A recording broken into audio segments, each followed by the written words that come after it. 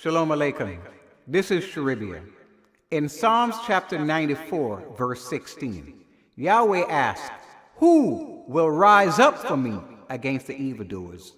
Or who will stand up for me against the workers of iniquity?" It's time for us to rise, get up and build the vice. Too long we've been victimized, open up your eyes. Defend what is right, the positive vice.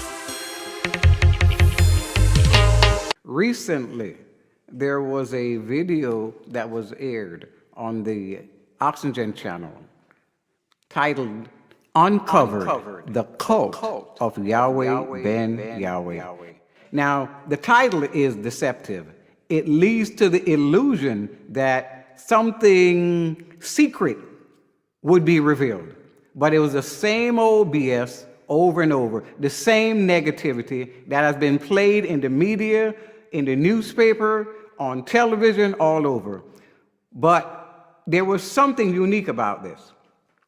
For those of you who are familiar with Kali Amani, as he now calls himself, his name is Lloyd Clark, also known as Yehuda in the nation of Yahweh. Now, Lloyd Clark, or Kali Amani, as he now calls himself, sat there and told the interviewer that he heard or witnessed a murder that went down in the temple. He gave the impression that he was an innocent bystander. He stated that Aston Green came to the temple to see Yahweh Ben Yahweh, and that Yahweh Ben Yahweh was not there, and that a big behemoth of a brother, of a man, came and took him to the back. He stated that because Yahweh Ben Yahweh was not there, he knew there would be big trouble. Now, what trouble is bigger than the senseless beating of a man lifeless, than taking his body over to the Everglades and behead him? There's nothing bigger than that. What trouble is bigger than that? However, he told the FBI that interviewed him the same basic story in the beginning. They stated that he gave so much details, they knew he knew more than he was saying. After they pressed him, he eventually lawyered up, and they gave him immunity from prosecution to tell the truth. He confessed that Aston Green, who, by the way, is a brother, a Hebrew Israelite, a Yahweh, by the name of Elijah. So he came to the temple to see Yahweh Ben Yahweh, and he told him Yahweh Ben Yahweh was not there. He stated that the brother left and went back to his truck, but realized he had left his Bible at the security counter.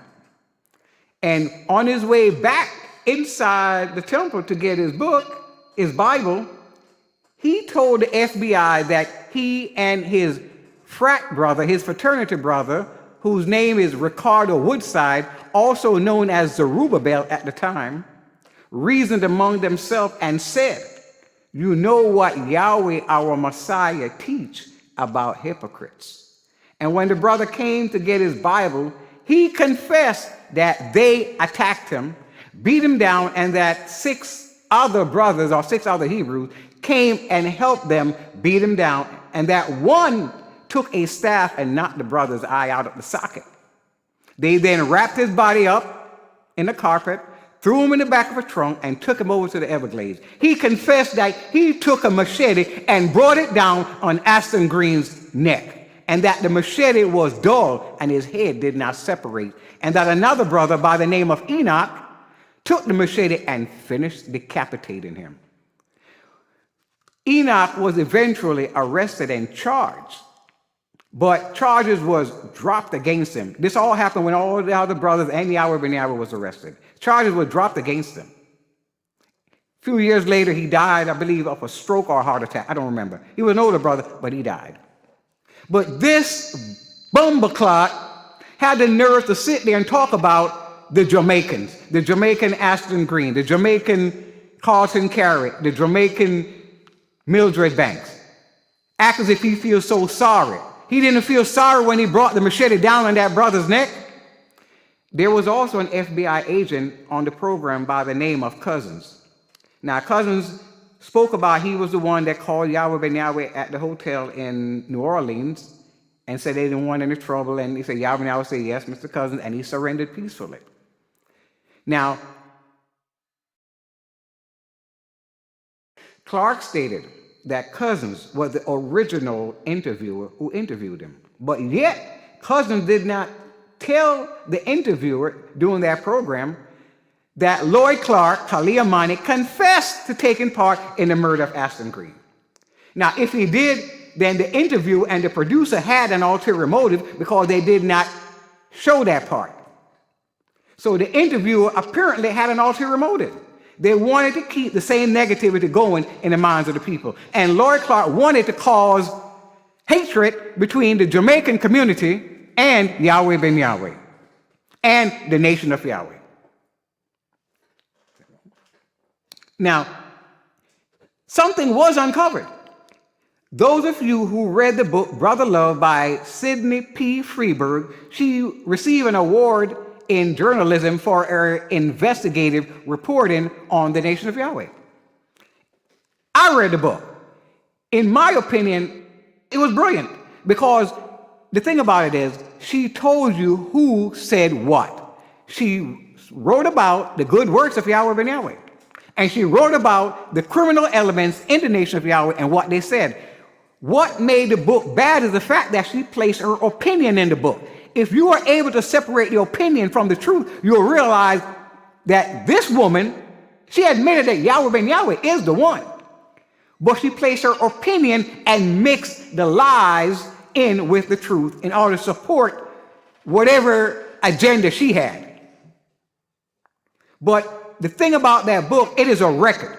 Those who made those statements cannot deny what they said. And if you were there in Miami, you can deduce who said what. Some people, names were given.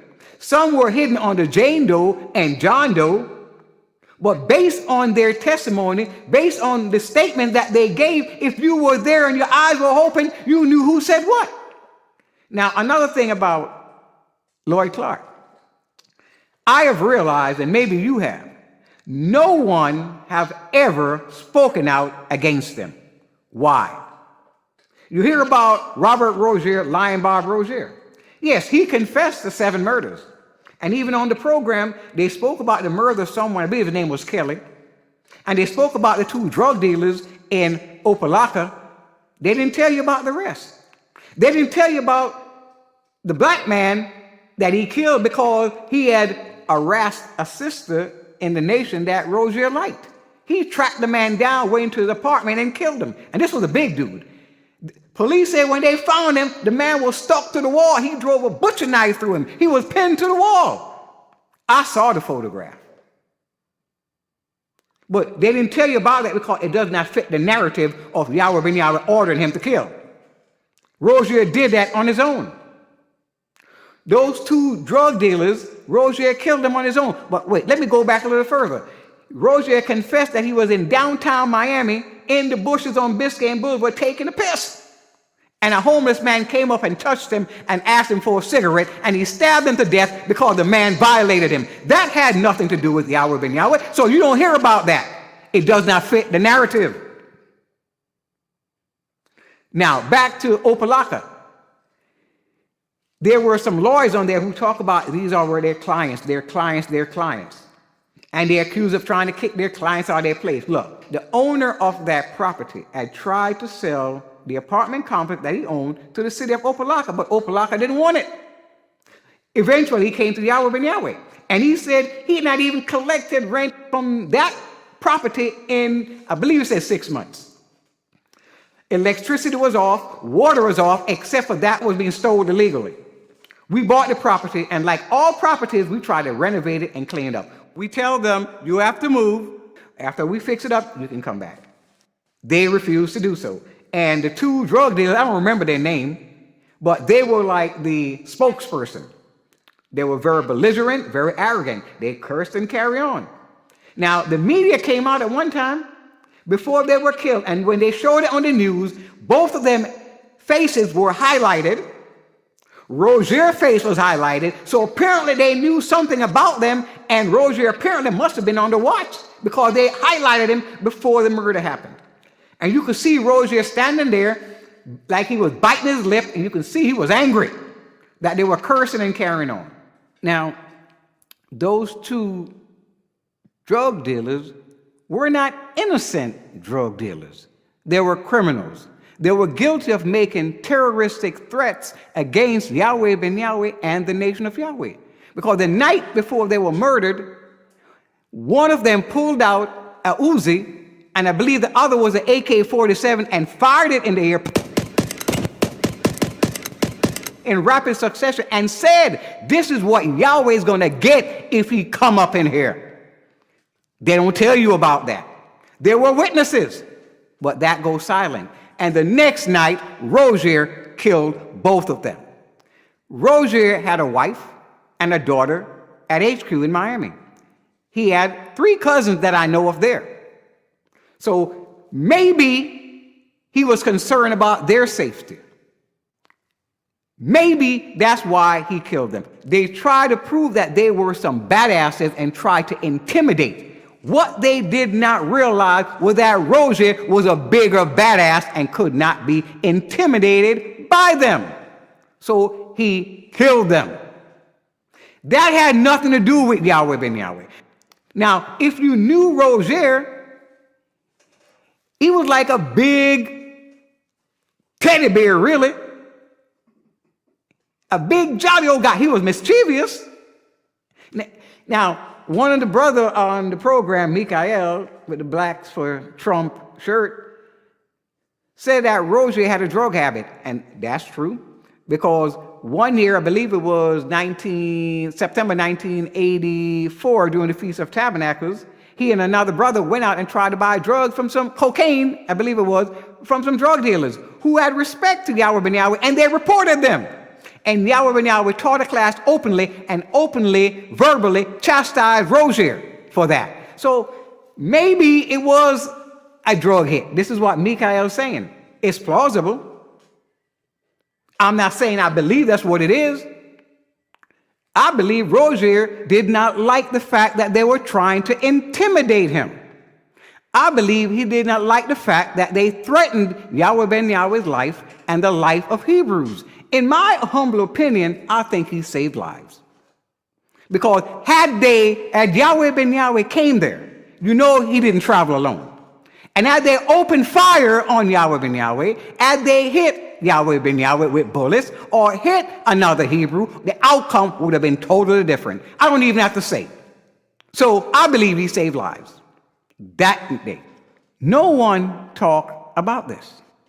You know, my brother told me, I'm not the first to say this.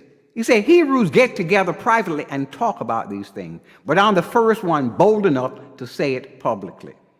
Yahweh ben Yahweh many years ago gave us a little book to read called None Dare Call It Conspiracy. And, you know, he taught us that, you can be private about it, but they'll destroy you privately. But if they're going to destroy you, might as well go public with it. Let them destroy you publicly.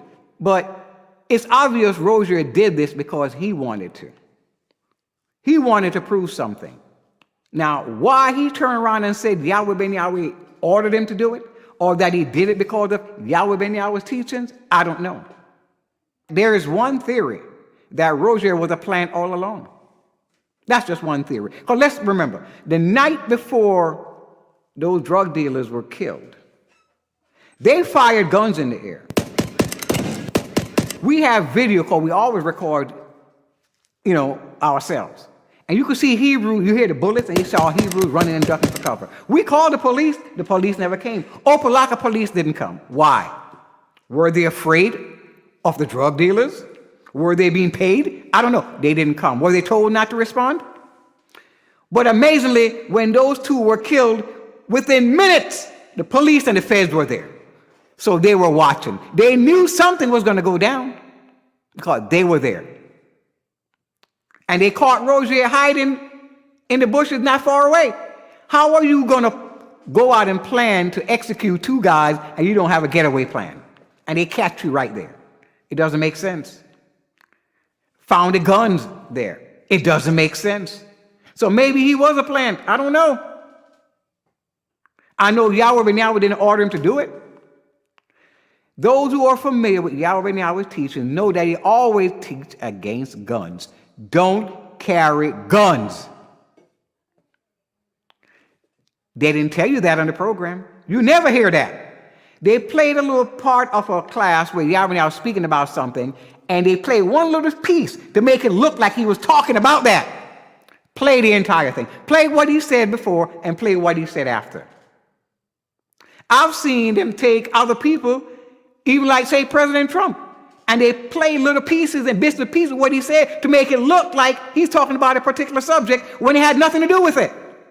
Yahweh ben Yahweh told us a long time ago, if it can happen to me, it can happen to you.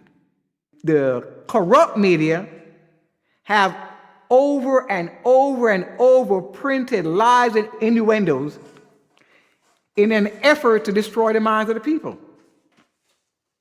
And I've seen them do it to politicians, especially this current president, over and over. Now, back to Lloyd Clark.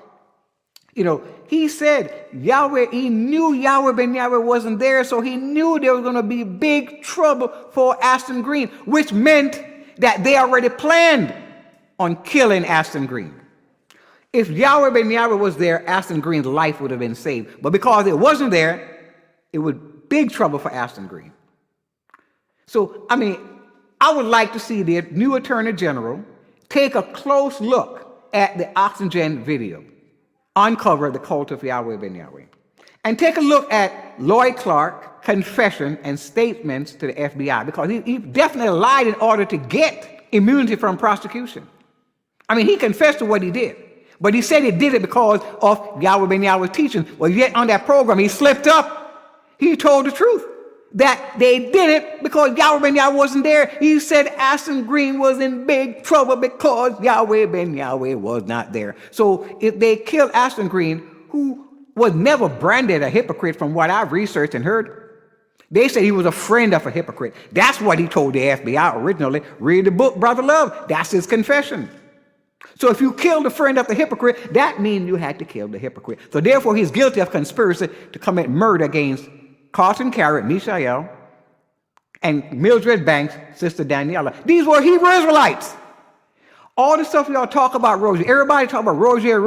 Yes, Rozier is guilty of his crime. He confessed. And after he served his time, whatever sweet ordeal they gave him, 7 or I believe 10 years for 7 murders, he was released and went on with his life.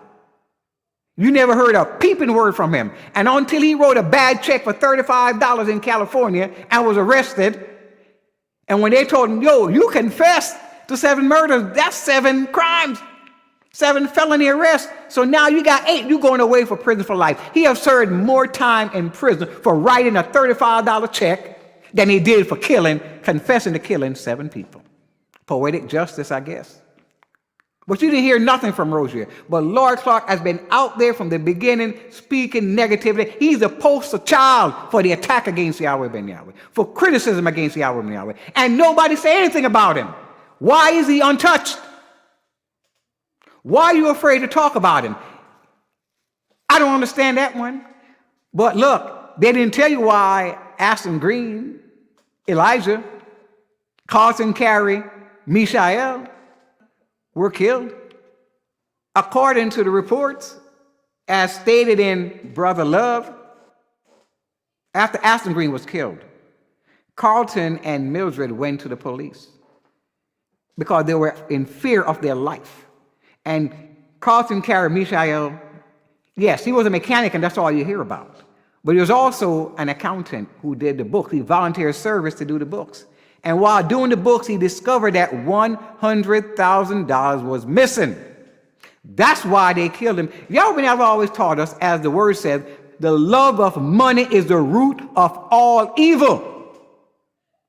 He said, so what did Lucifer offer the angels in heaven? Money, ways to make money outside of Yahweh's kingdom. So the reason why all this chaos came to the nation of Yahweh, came to Yahweh and Yahweh's door, came to his footsteps, was because of the love of money. Somebody stole. Carlton Carey, Mishael, discovered it and knew who did it. That's why they killed him. For money. Yahweh and Yahweh's last class that he taught in New Orleans at the Monte Leon, the night before he was arrested, or the day before he was arrested, he made a statement, something to the effect that you had a choice of taking a thief or the one who was doing all these wonderful things for you, and you chose a thief. He said, yeah, you did it. You are the children or the descendants of those who did it, so yeah, you did it. That's profound. Because you took a thief over Yahweh ben Yahweh. I did my own investigation. Before I came to Yahweh, I wanted to get into law enforcement. My father, my biological dad, was a former police officer. So I wanted to be an investigator for the New Jersey State Police when I was growing up, or an investigator for the FBI. That was my goal in life. I went to school for investigation. I wanted to get into the private sector as an investigator, private investigator. Not long after I graduated, Yahweh came into my life, snatched me up. And he always taught us to research all the facts about a thing. So I did my own research and investigation because I couldn't understand why all this happened to Yahweh ben Yahweh. And during my investigation, I discovered that Judith, your precious sister Judith, treasurer of the nation of Yahweh, the financial wizard, as the newspaper called her, did not go to prison as we were led to believe. Yes, she was arrested, she was charged, she was convicted, but shortly thereafter they released her. Some of you call me a devil because I revealed this. You talking about Sister Judith. Some told me, I don't care what you say. She took care of me. I like Sister Judith, so I don't care what you say. Well, my investigators found out she was released shortly after she went to prison. So why were we led to believe that she was behind bars? So every one of you who said you went and visited her, you're a liar, and you are part of the conspiracy. And you know it. And I'm not afraid to say it. Before she died, she confessed to some Hebrews, because some came back and told me that the feds made her an offer to walk away from the nation, and she accepted it. Nah, they didn't make her an offer to walk away. They made her a deal from the very beginning. She was a part of it. You chose the thief instead of the good man who was doing all these good things for you, and caused Yahweh ben Yahweh to suffer. You made him the scapegoat for all your actions, all your wickedness, all for the love of money. And then you led the nation to believe that the government confiscated all our wealth. And I found proof, I have physical proof that that did not happen. You took the money and you all invested it over and over and have multiplied it and multiplied it. Some can say you all did a good job in multiplying the resources, but you also did evil because you hid the wealth in the earth and you hid it from those of us who contributed to that resource. I gave of my life. I gave of my time. I gave money. Where's my rewards? Yahweh ben Yahweh told us if he disappeared, all of his disciples would be rich. Where's my riches? He told us a long time ago, if a stranger came up to you and told you you had a rich relative that died and left you great wealth, untold wealth, how many would want it? Many of us raised our hands. Maybe all of us did. I did. Well, a stranger came up to me and gave me proof that my father, Yahweh ben Yahweh, my rich relative, died and left me great wealth, untold wealth. I have the proof. I'll put some of it in the public domain, and y'all know the truth. Some have came back and said they researched and investigated and found out that it's the truth. Yeah, I could have gone to y'all with my evidence, and you probably would have paid me off or attempted to pay me off, but you can't pay me off. Yahweh may ask us, how far are you willing to go to get it?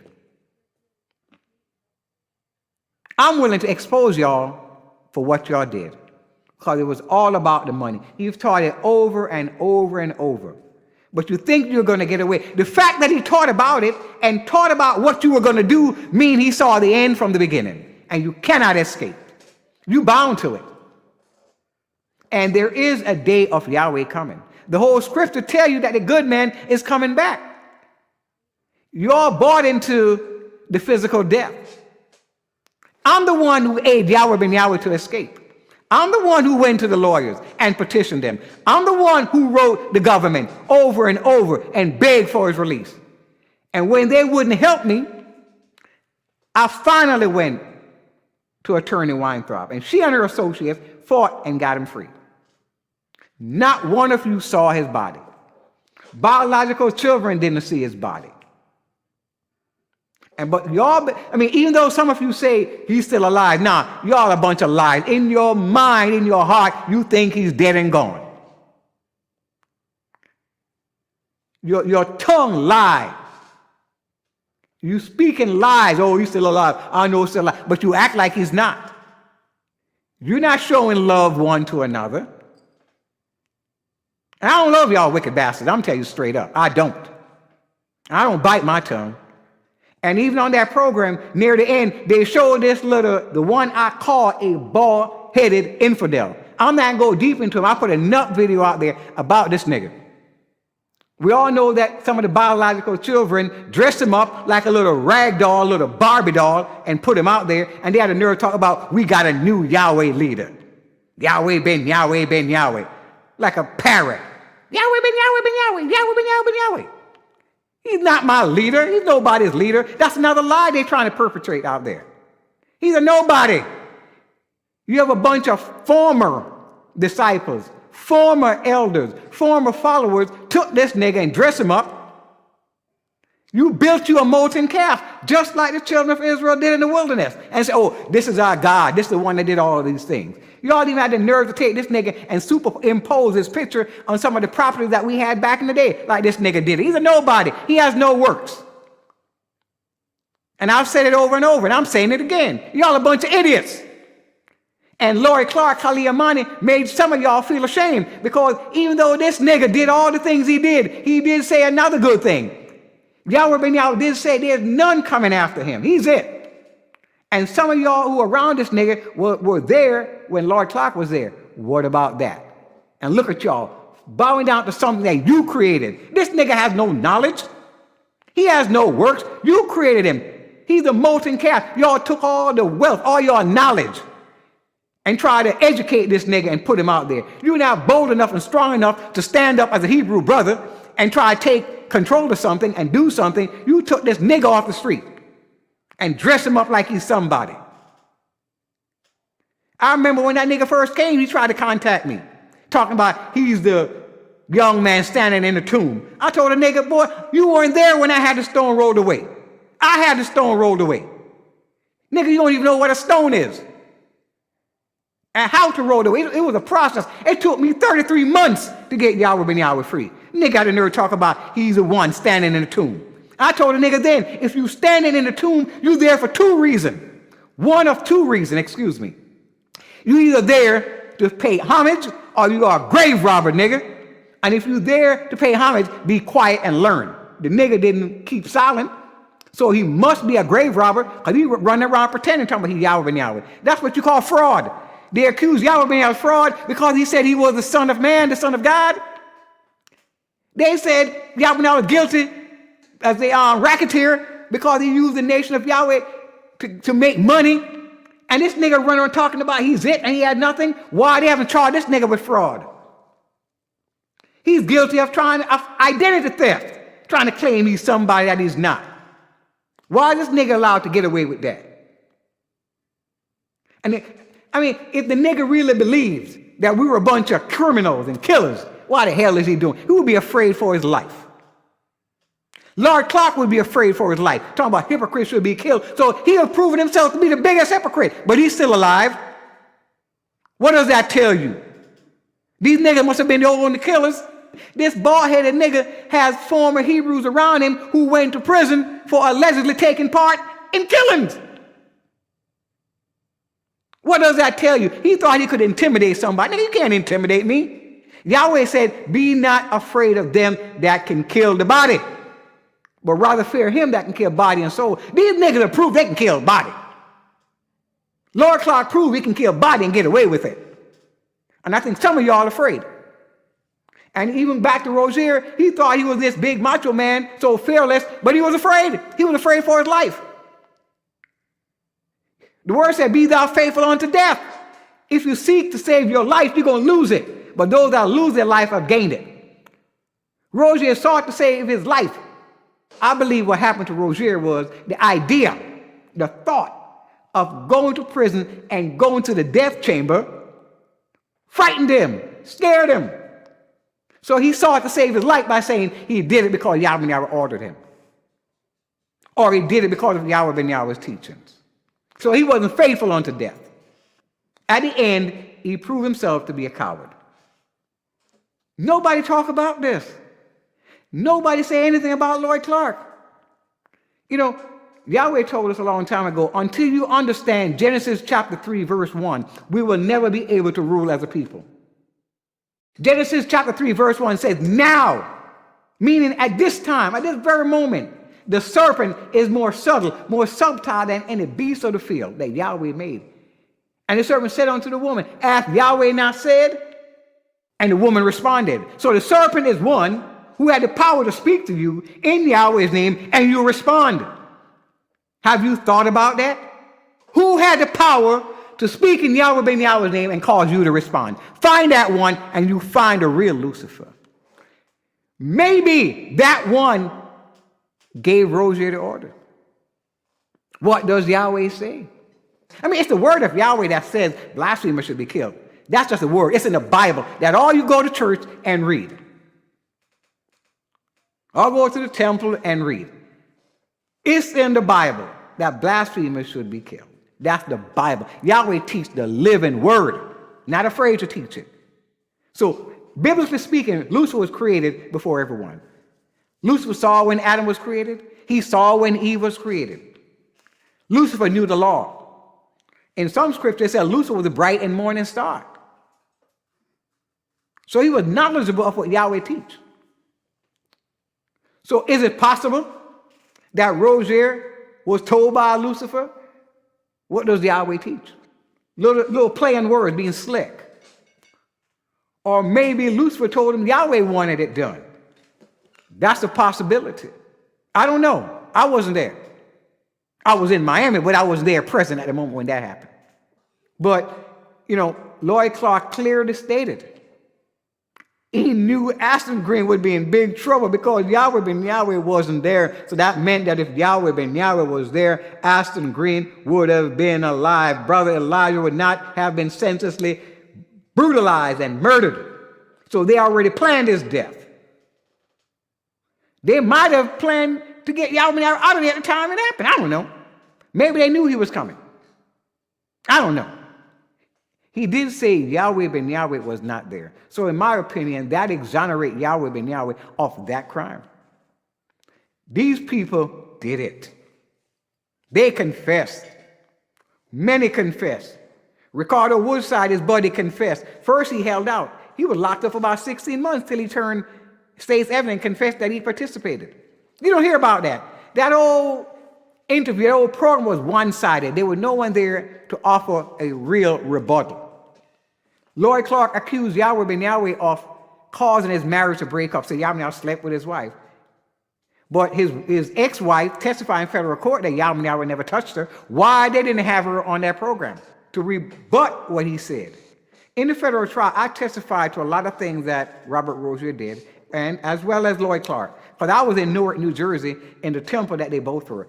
Lloyd Clark was the elder first, and when he fled, Rozier took over. Yeah, he fled. That's the only time the nigga fled. He acted like he fled from Miami and caught a bus out there. No, the nigga walked away, but he fled New Jersey because he had a wife in Miami, and in New Jersey he had another wife. She got pregnant, and then he was messing with a 17-year-old girl in high school. And her people found out, and the woman found out. She left, they left, the whole family left, and from what I know, they threatened that nigga. And I never forget a day he came and said that some people were coming to attack the temple. He wanted us to take weapons. And I asked the nigga, if someone is coming to attack the temple, why don't you call the police? He looked at me and gave me a little sneaky grin and walked off. And I'm like, nah, this ain't right. And I started to leave. And not long thereafter, I saw he pull out a gun and fired at the car. Said, that's them. The car slowed down and kept on going. This nigga fired at an innocent car. And he fled when none pursued him. They threatened him and he left. But, you know, I mean, it is what it is. But the nigga actually admitted that Yahweh ben Yahweh was innocent when he stated, because Yahweh ben Yahweh was not there, he knew Ashton Green would be in big trouble, and he got killed. It's time for us to rise, get up and build the vice. Yeah. Too long we've been victimized, open up your eyes. Defend what is right, the positive vice. It's time for us to rise.